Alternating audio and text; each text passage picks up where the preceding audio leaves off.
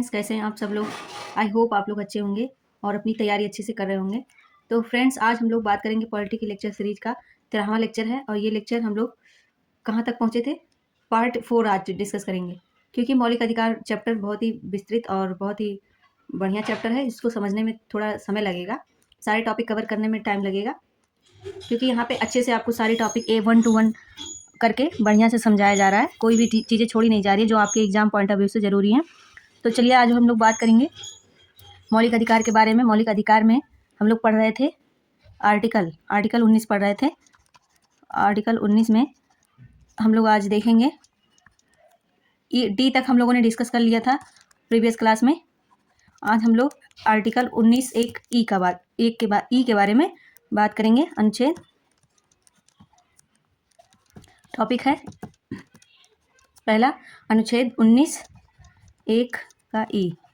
ठीक है, आप लोग लेक्चर पूरा देखिए। ठीक है, आप लोग देखिए लेक्चर, यकीन मानिए अगर आप लोगों ने एक लेक्चर 1 से लेकर लेक्चर जितना भी लेक्चर रिकॉर्ड किया जाएगा, पढ़ाया जा रहा है आपके साथ, डिस्कस की जा रही हैं चीज़ें, आप लोग यकीन मानिए अगर आप लोगों ने उतना कर लिया और देख लिया और बढ़िया से हर एक कीवर्ड्स का, हर एक पॉइंट का शॉर्ट नोट तैयार कर लिया, जो मैंने बोला वो भी उसके पॉइंट ऑफ व्यू से भी नोट्स अपने प्रिपेयर कर लिए, तो यकीन मानिए आपका एक सिंगल क्वेश्चन भी गलत नहीं होने पाएगा इस सब्जेक्ट से।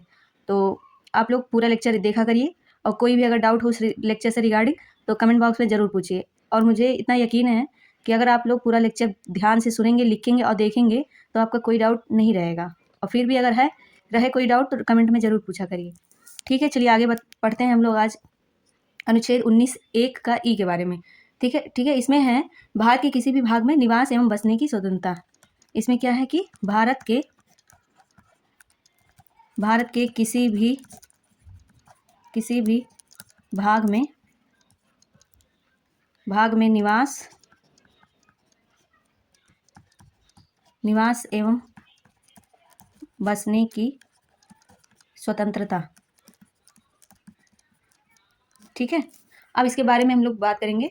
तो साथियों, आप मान लीजिए आपकी सरकारी नौकरी केरल में लग जाती है ना, या आपका सपना है कि आप शिमला, जयपुर, मुंबई या बेंगलुरु में अपना घर बनाकर रहें। अगर कोई राज्य सरकार कह दे कि दूसरे राज्य का कोई व्यक्ति यहाँ रह नहीं सकता, तो क्या होगा?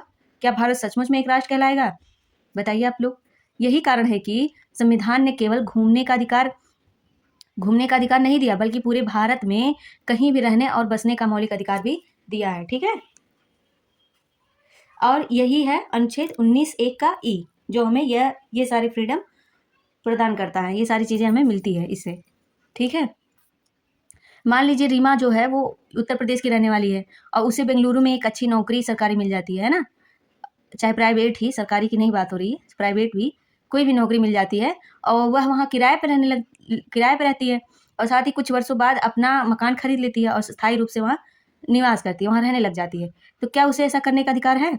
हाँ, बिल्कुल है, क्योंकि संविधान उसे भारत के किसी भी भाग में निवास और बसने का अधिकार देता है। ठीक है, ये दोनों सब निवास और बसने का अधिकार देता है। अब हम लोग क्या जाने कि अनुच्छेद 19 एक का ई में प्रत्येक भारतीय नागरिक को भारत के किसी भी भाग में निवास करने और बसने का अधिकार है। साथियों, भारत राज्यों का संघ है। क्या है? राज्यों का संघ है, इसलिए कोई भी भारतीय नागरिक केवल अपने राज्य तक सीमित नहीं रह सकता। उसका घर पूरा भारत है। उसका घर क्या है? पूरा भारत है। ठीक है, तो इस तरह से इसमें चीज़ें हैं जो अभी हम लोगों ने डिस्कस की। तो सबसे पहले दो शब्द समझिए। कौन सा? निवास। अभी मैंने कहा ना, ये निवास जो शब्द है ये बहुत ही इस आर्टिकल में महत्वपूर्ण है। निवास शब्द, रिसाइड। ठीक है, कुछ समय के लिए किसी स्थान पर रहना, जैसे कि पढ़ाई के लिए दिल्ली में जाकर लोग रहते हैं, तैयारी करते हैं, नौकरी करने के लिए पुणे में जाकर रहना, ये सारी चीज़ें। और है बसना, ये भी एक महत्वपूर्ण शब्द है, बसना सेटल कहते हैं, सेटल हो जाओ, सेटल स्थायी रूप से किसी स्थान को अपना घर बना लेना, इसे कहते हैं सेटल होना। ठीक है, जैसे कि जमीन खरीदना, वहाँ जाकर मकान बना लेना, परिवार सहित वहीं रहने लग जाना, ये सारी चीज़ें होती हैं सेटल होना। अगर कोई छात्र 3 साल के लिए इलाहाबाद, प्रयागराज में रहकर पढ़ाई करता है, तो क्या वह वहाँ का निवासी या बसना कहलाएगा? क्या कहलाएगा? वो जाकर अपने घर से जाकर प्रयागराज में तैयारी करता है, तो उसे क्या कहेंगे? निवास किया है कि या बस गया है? तो उसे कहेंगे वो वहाँ जाकर निवास किया है, रिसाइड है ना, निवास किया है। अगर वही छात्र नौकरी मिलने के बाद वहीं मकान बना लेता है, खरीद कर मकान बनाता है और परिवार लेकर रहने लगता है, तो उसे कहेंगे कि वह जाके वहीं बस गया, ठीक है, सेटल हो गया। अब एग्जाम पॉइंट ऑफ व्यू से क्या है कि हमें 19(1) का डी और 19(1) का ई में अंतर स्पष्ट हो जाने चाहिए। जैसे हम लोगों ने कल डिस्कस किया था इस पर, आज फिर रिवीजन करा दे रहे हैं ताकि इससे रिलेट होकर सारी चीज़ें आपके दिमाग में बैठ जाए। जैसे अनुच्छेद 19(1) का डी में जो क्या है कि घूमने का अधिकार है, और अनुच्छेद 19(1) ई में रहने और बसने का अधिकार। वैसे ही ठीक अनुच्छेद 19(1) डी में टेम्परेरी मूवमेंट है, टेम्परेरी रूप से घूम टहल सकते हैं, और लेकिन 19(1) और ई में रिसाइडेंस एंड सेटलमेंट है, सेटल भी हो सकते हैं, ठीक है, सेटल हो सकते हैं वहाँ पे जाकर, ये सारी चीज़ें हैं। तो यहाँ तक हम लोगों ने अभी तक जाना। अब हम लोग बात करेंगे क्या यह अधिकार पूर्ण है? नहीं, यह अधिकार पूर्ण नहीं है। इस पर भी अनुच्छेद 19(5) के अंतर्गत कुछ प्रकार के प्रतिबंध लगाए गए हैं। किसके अंतर्गत? 19 सब क्लॉज 5 के अंतर्गत कुछ रिस्ट्रिक्शन लगाए गए हैं, ठीक है, प्रतिबंध लगाए गए हैं। जैसे सामान्य जनता के हित में कैसे प्रतिबंध है? सामान्य जनता के हित में है, एक प्रकार का यह प्रतिबंध है कि सामान्य जनता के हित में, ये है। और दूसरा अनुसूचित जनजातियों के हितों की रक्षा के लिए है। आप कहीं पे जाकर मकान खरीद रहे हैं और बस रहे हैं, लेकिन वहाँ के शेड्यूल्ड ट्राइब्स का उनके हितों की रक्षा के लिए सरकार आगे आ सकती है अगर उन्हें कहीं भी अड़चनों का सामना करना पड़ता है, ठीक है। संविधान इसके लिए हमें रोकता है, उनके हितों के लिए रक्षा करता है संविधान, हितों की रक्षा के लिए, ठीक है। ये सारी चीज़ें हैं। अब मान लीजिए किसी जनजातीय क्षेत्र में बाहरी लोगों के बसने से वहाँ की संस्कृति, भाषा और परंपरा समाप्त होने का खतरा है, तो ऐसी स्थिति में सरकार बाहरी लोगों के अस्थायी निवास पर कुछ कानूनी प्रतिबंध लगा सकती है, ठीक है। इस तरह के प्रतिबंध लगाती है सरकार कि वहाँ का जो मूल तत्व है वो नष्ट ना होने पाए, ठीक है, किसी बाहरी लोगों के जाने से। अब संविधान का उद्देश्य केवल व्यक्ति की स्वतंत्रता नहीं है, बल्कि क्या है कि समाज के कमजोर वर्गों, जो कमजोर वर्ग है, पिछड़े हैं, हाशिए पर हैं, और उनकी संस्कृति, उनका खान पान, पहनावा, पूजा पाठ, रहन सहन, तौर तरीके, उनके सारी चीज़ें की पहचान, उनकी की रक्षा करना भी संविधान का दायित्व है, यही उसका उद्देश्य भी है, ठीक है, इस आर्टिकल से रिलेटेड। अब इसके और कुछ एग्जाम्पल समझते हैं। कुछ संरक्षित जनजातीय क्षेत्रों और ये जो क्या कहते हैं, इनर लाइन परमिट है ना, ILP वाले राज्यों में प्रवेश या लंबे समय तक निवास के लिए विशेष नियम हो सकते हैं, ऐसा भी प्रावधान है। इन व्यवस्थाओं का उद्देश्य स्थानीय जनजातीय हितों और संस्कृति की रक्षा करना है, बस इसका यही एक मोटिव है।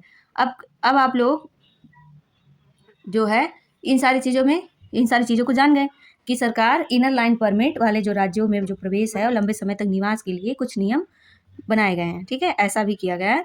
अब हम लोग इसको एक ट्रिक बना लेते हैं। एक मिनट, डी फॉर ड्राइव मतलब घूमना। E for establish means Basna. D से मूव, ई से लिव परमानेंटली,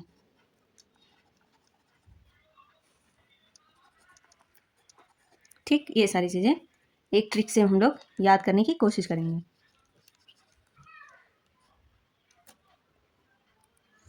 अब सुप्रीम कोर्ट पर्सपेक्टिव से इस पर बात कर लेते हैं। सुप्रीम कोर्ट ने जैसे अपने अनेक निर्णयों में माना है कि निवास और बसने की स्वतंत्रता भारतीय नागरिक की महत्वपूर्ण स्वतंत्रताओं में से एक है। साथ ही यह भी स्पष्ट किया गया कि यह अधिकार अनुच्छेद 19(5) के अधीन युक्तियुक्त प्रतिबंधों के साथ लागू होगा, ये भी सुप्रीम कोर्ट का कहना है। अब हम लोग आगे बात करेंगे अनुच्छेद 19(1) का 1G के बारे में। अब ये क्या कहता है? ये कहता है कि आर्टिकल, अगला टॉपिक है, टॉपिक दूसरा, अब मेरे साथ लिखा करिए आप लोग, अनुच्छेद 19(1) का जी, ठीक है। क्या है? व्यवसाय, व्यापार, पेशा एवं उपजीविका चुनने की स्वतंत्रता। व्यवसाय, व्यापार, पेशा एवं उपजीविका चुनने की स्वतंत्रता। ठीक है, ये सारी चीज़ें हैं। अब आप लोग इस पे हम लोग बात करेंगे कि मान लीजिए आपने यूपीएससी की तैयारी की लेकिन आपका चयन नहीं हुआ और अब आप एक कोचिंग खोलना चाहते हैं, है ना, या दुकान खोलना चाहते हैं या यूट्यूब पर पढ़ाना चाहते हैं, तभी सरकार कहे नहीं तुम यह काम नहीं कर सकते, तो सोचिए कि आपकी मेहनत और प्रतिभा का कोई मूल्य रह जाएगा? ऐसा आप लोग सोच सकते हैं। इसलिए संविधान ने हर नागरिक को अपनी योग्यता और रुचि के अनुसार पेशा चुनने का या व्यापार या व्यवसाय चुनने की स्वतंत्रता दी है। ठीक है, लेकिन क्या इसका मतलब है कि कोई भी व्यक्ति कोई भी काम बिना नियमों के कर सकता है? बिल्कुल नहीं। आज इसी का पूरा सच हम लोग समझेंगे। ठीक है, मान लीजिए, चलिए बात करते हैं इसके आगे। आप लोग मानिए, आप लोग इस एक बात सोचिए कि सोनू एक व्यक्ति है, लड़का है, वो इंजीनियर है। ठीक है, क्या है, वो इंजीनियर है, लेकिन उसका सपना है कि वह अपना रेस्टोरेंट खोले, है ना। तो क्या सरकार उसे मजबूर कर सकती है? मजबूत नहीं, मतलब मजबूर कर सकती है कि वह केवल इंजीनियर की नौकरी ही करे? नहीं, ऐसा नहीं कर सकती। संविधान उसे अपनी पसंद का व्यवसाय चुनने की स्वतंत्रता देता है। तो ये स्वतंत्रता हमें मिलती है अनुच्छेद, ये हमें ब्रह्मास्त्र मिला है संविधान से कि अगर कोई ऐसा करे तो उसके ऊपर ये ब्रह्मास्त्र छोड़ दीजिए। क्या? अनुच्छेद 19(1) का जी, जो कि हमें अपने प्रत्येक भारतीय नागरिक को कोई भी व्यवसाय, व्यापार, पेशा या आजीविका उपजीविका चुनने या उसे संचालित करने का अधिकार देती है। ठीक है, अब साथियों, संविधान आपको अवसर देता है, सफलता की गारंटी नहीं देता, है ना। आपको सिर्फ अपॉर्चुनिटी दी जाती है, प्रोवाइड की जाती है।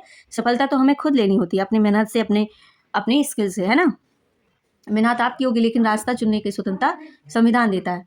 तो सबसे पहले इसमें जो 4 शब्द हैं उस पर हम लोग थोड़ा डिस्कस कर लेंगे, जैसे कि कौन कौन से? प्रोफेशन, पेशा। पहला शब्द है प्रोफेशन, पेशा। प्रोफेशन, पेशा। ठीक है, अब ऐसा कार्य जिसके लिए विशेष शिक्षा या प्रशिक्षण चाहिए, जैसे कि डॉक्टर, वकील, चार्टेड अकाउंट, शिक्षक, ये सारी चीज़ें पेशा में आती है, प्रोफेशन में आता है। ठीक है, जिसके लिए एक प्रशिक्षण या प्रशिक्षण चाहिए, स्किल चाहिए। ठीक है, अब ऑक्यूपेशन, उपजीविका क्या होता है? ये भी एक शब्द है, ऑक्यूपेशन। ऑक्यूपेशन यानी कि उपजीविका। उपजीविका, जैसे कि इसका मतलब ये होता है कि जैसे जीवन यापन के लिए कोई कार्य किया जा रहा है, किया जाने वाला कोई भी कार्य और जो वैध कार्य हो उसे ही कहते हैं हम लोग उपजीविका। ठीक है, हम अपने जीवन यापन के लिए कोई भी कार्य, छोटा मोटा कार्य करें, है ना, उसे कहते हैं उपजीविका। जैसे खेती करना हो गया, सिलाई का कोई काम करना, या फिर अपने उपजीविका को चलाने के लिए जैसे कारपेंटर का कार्य करना, है ना। ये सारी चीज़ें ये कौन सी चीज़ों में आती है? उपजीविका में आती है, ऑक्यूपेशन में आता है। ठीक, जैसे और एक चीज़ है ट्रेड, व्यापार करना। ये शब्द ये भी है कि ट्रेड, व्यापार करना, व्यापार करना, है ना। तो व्यापार में जैसे कोई दुकान, जैसे कपड़े की दुकान खोल लेना, किराना दुकान खोलना, मोबाइल की शॉप चलाना, ये सारी चीज़ें क्या आती हैं? व्यापार में आती हैं, ट्रेड में आता है। वस्तुओं का क्रय विक्रय करना, इसमें मेनली क्या होता है? वस्तुओं का क्रय विक्रय किया जाता है। और अगला है बिजनेस, व्यवसाय करना। चौथा क्या है? बिजनेस, बिजनेस,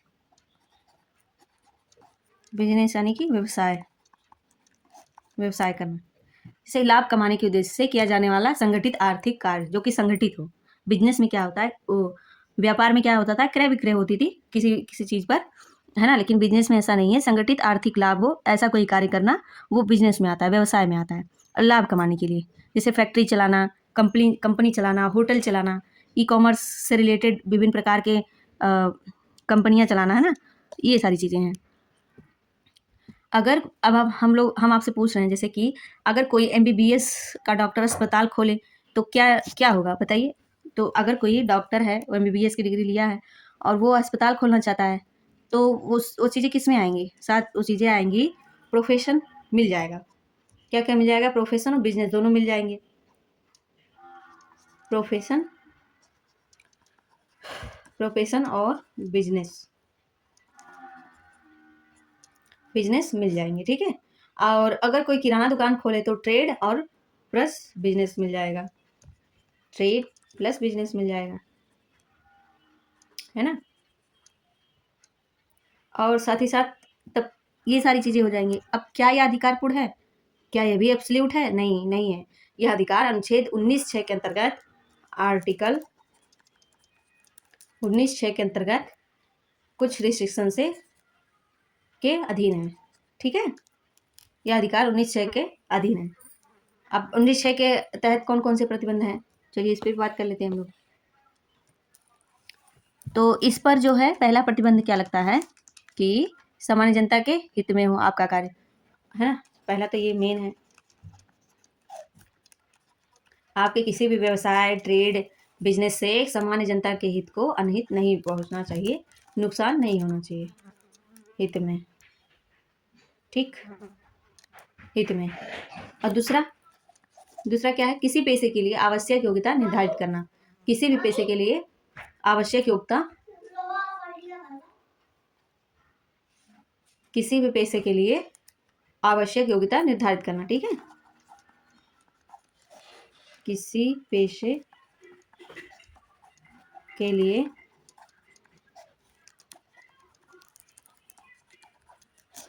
आवश्यक योग्यता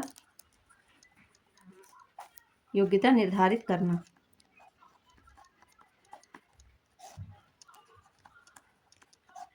ठीक है। जैसे कि एग्जाम्पल से समझते हैं इसको।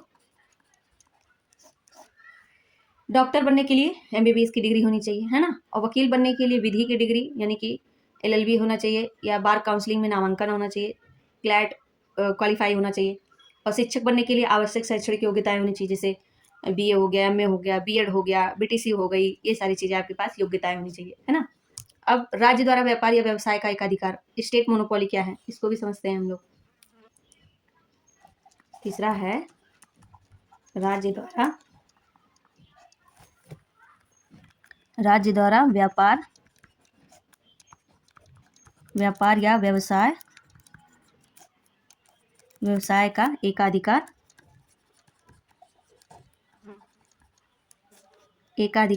होना, है ना। तो कुछ क्षेत्रों में सरकार स्वयं व्यापार कर सकती है, जैसे कि कुछ क्षेत्रों में सरकार जो है स्वयं व्यापार कर सकती है। तो जैसे कि कुछ राज्यों में शराब की बिक्री पर सरकारी नियंत्रण होता है, और ये साथ ही साथ कुछ सार्वजनिक सेवाओं में सरकारी एकाधिकार भी होता है, ठीक है। तो ये सारी चीज़ें हैं। तो मान लीजिए कि कोई भी व्यक्ति बिना मेडिकल डिग्री के अस्पताल खोलकर ऑपरेशन करने लगे, क्या वह कह सकता है कि यह मेरा मौलिक अधिकार है? नहीं, बिल्कुल नहीं, क्योंकि जनता के स्वास्थ्य की सुरक्षा अधिक महत्वपूर्ण है, ना कि उसका यह कहना कि यह मेरा मौलिक अधिकार है। अब महत्वपूर्ण अंतर क्या है? अधिकार है, महत्वपूर्ण अंतर में अधिकार है। कौन कौन से अधिकार होते हैं? जैसे कोई कहे कि नहीं मेरा ये अधिकार है, कोई अनिष्ट कार्य कर रहा है और कहे कि ना मेरा ये अधिकार है, तो अधिकार होने के लिए क्या शर्तें हैं? पहला कि वो वैध व्यापार हो। अब कोई चरस गांजा का व्यापार करने लगे, है ना, नशा का व्यापार करने लगे, युवाओं को नुकसान होने लगे, इससे समाज की व्यवस्था बिगड़ने लगे, तो ये सारी चीज़ें नहीं हो सकती, ठीक है। वैध व्यवसाय होना चाहिए आपका।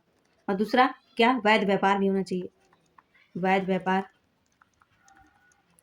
और साथ ही साथ तीसरा वैध पेशा भी होना चाहिए आपका। आपका पेशा भी गड़बड़ नहीं होना चाहिए, वैध पेशा होना चाहिए।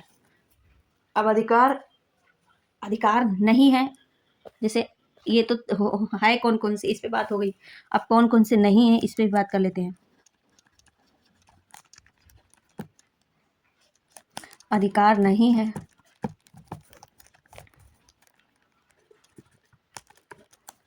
जैसे कि तस्करी नहीं कर सकते, ठीक है। और है नकली दवाइयाँ बेचना, ये सब एग्जाम्पल हैं। और इससे रिलेटेड और सारी चीज़ें भी हो सकती हैं, ठीक है। जो एग्जाम्पल मुझे इस समय याद आ रहा है वो मैं आपसे डिस्कस कर रही हूँ। नकली दवाइयाँ बेचना हो गया, और जुआ चलाना, ग्लैम्बलिंग करना, है ना, जुआ चलाना, ये भी नहीं ठीक है। और अवैध शराब का व्यापार करना, है ना, अवैध शराब का व्यापार करना। अब संविधान ईमानदार रोजगार की स्वतंत्रता देता है, अपराध की नहीं। संविधान क्या है? इतनी सारी चीज़ों से हमें क्या सीखने को मिला? यही कि संविधान जो है ईमानदार रोजगार की ईमानदार रोजगार की स्वतंत्रता देता है, अपराध की नहीं देता। अब सुप्रीम कोर्ट से रिलेटेड कुछ प्रावधान है, कुछ केसेस हैं, उस पर बात कर लेते हैं। जैसे शोधन सिंह वर्सेस एनडीएमसी 1989 में सुप्रीम कोर्ट ने क्या कहा था, इस पे बात करते हैं। ये भी एक केस था, मामला आया था इससे रिलेटेड।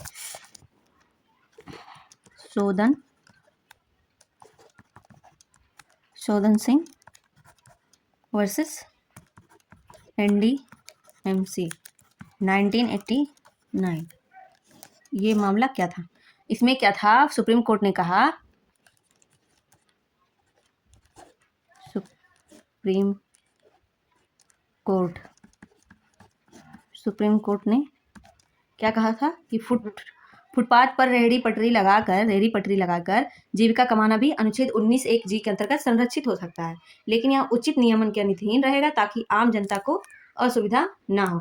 अब जैसे इस पे भी बहुत सारी चीजें हुई है ना, बहुत लोग हैं ऐसे भी कि अपनी जो रेहड़ी पटरी की दुकान है, ठेला लगाना है ना, ये सारी चीजें ऐसे भी अवैध लगाने लगते हैं कि सड़क पर आने जाने की जगह नहीं रहती, चलने की दिक्कतें होती है और सारी चीजें।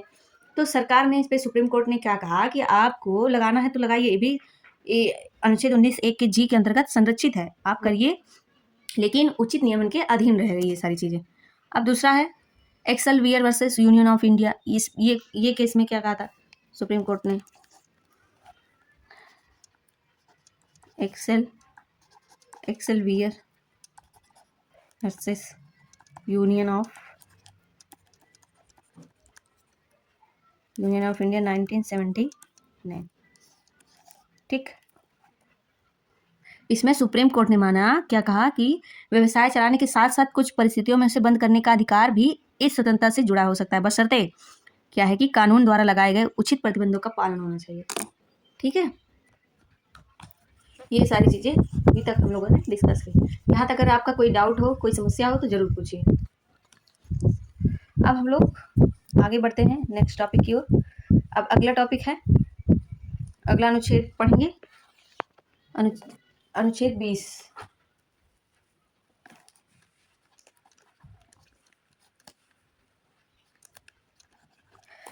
अनुच्छेद 20 में क्या है? अनुच्छेद 20 है अपराधों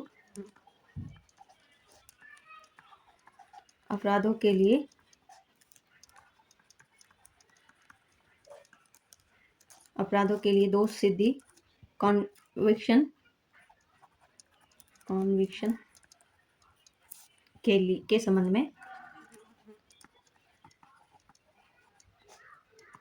में संरक्षण। ठीक है, protection in respect of conviction for offence. अब आप लोग मानिए एक चीज, आप लोग सोचिए कि अगर आज ही सरकार एक नया कानून बनाती है कि मोबाइल पर परीक्षा की तैयारी करना अपराध है, और फिर कहती है कि जिसने पिछले साल भी मोबाइल से पढ़ाई की थी उसे भी जेल होगी। क्या ऐसा हो सकता है? या किसी व्यक्ति को एक ही अपराध के लिए दो बार सजा दे दी जाए, या पुलिस कहे कि अपने खिलाफ खुद गवाही दो, नहीं तो और सजा मिलेगी, तो क्या संविधान इसकी अनुमति देता है? नहीं देता है। लोकतंत्र में अपराधी और भी कानून के अनुसार न्याय मिलता है। अपराधी को लोकतंत्र में और भी कानूनों के अंतर्गत न्याय मिलता है, यही सुरक्षा हमें अनुच्छेद 20 देता है। ठीक है, अब आप लोग सोचिए, एक व्यक्ति है जिसका नाम रवि है, और उसने वर्ष 2024 में एक ऐसा काम किया जो उस समय कानूनन अपराध नहीं था, लेकिन वर्ष 2026 में सरकार ने नया कानून बनाया और उस काम को अपराध की श्रेणी में घोषित कर दिया। तो अब क्या सरकार रवि को 2024 वाले काम के लिए सजा दे सकती है? आप लोग बताइए, नहीं दे सकती। यही चीज हमें अनुच्छेद 20 की पहली सुरक्षा देता है। ठीक है, अब हम लोग आगे इस पे बात करेंगे। आगे क्या है? अनुच्छेद 20 क्या है? अपराधों के लिए दोष सिद्धि के संबंध में संरक्षण। इसमें 3 महत्वपूर्ण सुरक्षा है। जैसे इसमें 3 महत्वपूर्ण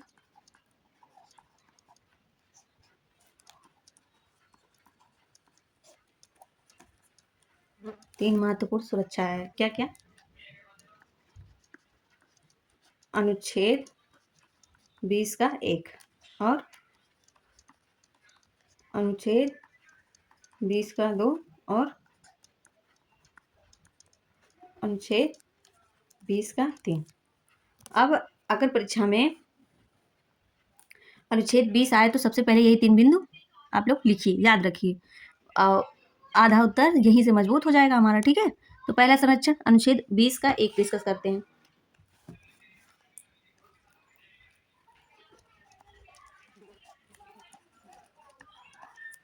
पूर्वव्यापी दंड एक्स पोस्ट फैक्टो लॉ का निषेध है।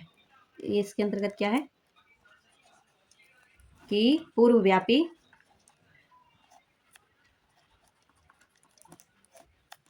दंड, इसका इंग्लिश है एक्स पोस्ट फैक्टो लॉ। अनुच्छेद 20 का 1 पूर्वव्यापी दंड एक्स पास्ट फैक्टो लॉ का निषेध, ठीक है। जिस काम को करते समय वह अपराध नहीं था उसके लिए बाद में कानून बनाकर सजा नहीं दी जा सकती। इसके अंतर्गत ये सारी चीजें, जैसे कि 2025 में कोई कार्य वैध था और 2027 में वह अपराध बन गया, तो क्या 2025 वाले व्यक्ति को सजा मिलेगी? नहीं मिलेगी, ठीक है। और क्या था, कानून आगे के लिए बनता है, पीछे जाकर लोगों को अपराधी नहीं बनाता। यही हमारा संविधान कहता है कि कानून जो है आगे के लिए बनता है, पीछे जाकर लोगों को अपराधी नहीं बनाता। यदि नया कानून सजा कम करता है तो उसका लाभ आरोपी को मिल सकता है, लेकिन सजा बढ़ाकर पुराने मामलों पर लागू नहीं किया जा सकता, ठीक है। और दूसरा संरक्षण है अनुच्छेद 20 का 2, आर्टिकल 20 का 2।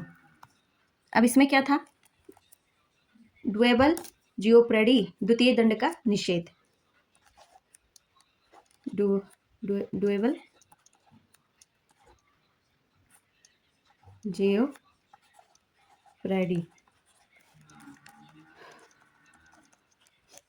द्वितीय दंड का निषेध, ठीक है। सरल भाषा में एक ही अपराध के लिए एक ही व्यक्ति को 2 बार दंडित नहीं किया जा सकता, इसका मतलब यही है, ठीक है। जैसे रमेश चोरी करता है, अदालत उसे सजा दे देती है, तो क्या उसी चोरी के लिए फिर से उसी अदालत या किसी दूसरे अदालत में दोबारा सजा दी जा सकती है? नहीं दी जा सकती, ऐसा प्रावधान नहीं है, अनुच्छेद 20 के 2 में कहा गया है। अब याद रखिए साथियों, एक अपराध एक मुकदमा और एक ही दंड, यही अनुच्छेद 20(2) का सार है, ठीक है। यही चीज है कि एक ही अपराध है तो एक ही मुकदमा होगा, एक ही दंड मिलेगा, ठीक है। यदि अलग अलग अपराध है तो अलग अलग मुकदमे चल सकते हैं, लेकिन एक ही अपराध के लिए दोबारा दंड नहीं मिल सकता। अब सुप्रीम कोर्ट में कुछ केसेस थे इससे रिलेटेड, जैसे Maqbool Hasan versus State of Bombay, ये भी एक केस था। कौन सा? सुप्रीम कोर्ट में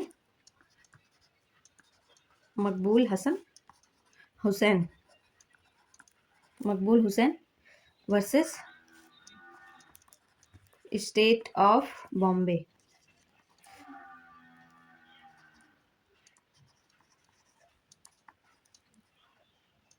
1953। अब ये वाला लेक्चर हम लोग आगे की क्लास में डिस्कस करेंगे। अभी तक के लिए यहीं पर रोकते हैं क्लास को, फिर इसके बाद ही आपको तुरंत सारी चीज़ें बताई जाएंगी इसके बारे में, ठीक है। आगे के लेक्चर में हम लोग इस केस के बारे में डिस्कस करेंगे। तब तक के लिए पढ़ते रहिए, रिवीजन करते रहिए, जितना भी लेक्चर पढ़ा दिया गया उसको बार बार देखिए, अपना रिवीजन करिए, और रिवीजन करने के बाद मॉक टेस्ट लगाइए, तब देखिए कि हाँ आपके इस सब्जेक्ट से प्रश्न बन रहे हैं या नहीं। तब आप लोग कहिएगा हाँ ठीक है, हाँ अच्छा हो रहा है हमारा, अच्छा जा रहा है, ठीक है। तो तब तक अपना ख्याल रखिए, मिलते हैं अगले लेक्चर में। धन्यवाद।